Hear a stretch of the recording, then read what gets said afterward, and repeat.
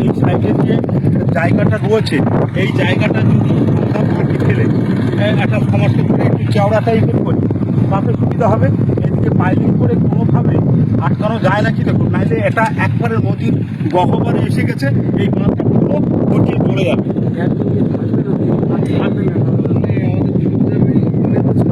দেখুন স্যার আরো সামনের দিকে আসুন।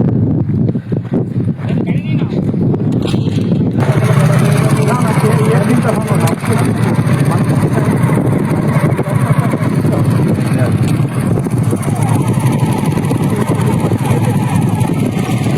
এই বছর বর্ষায় এই মাটিগুলো কমে নেবে।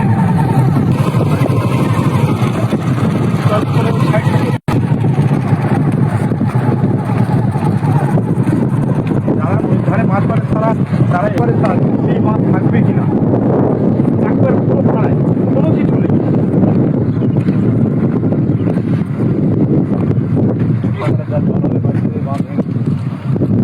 বাইলিংটাকে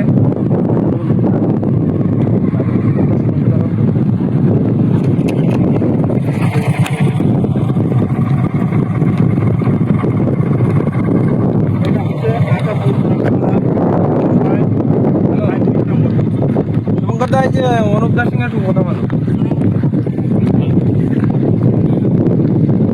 আছেন কোথায়?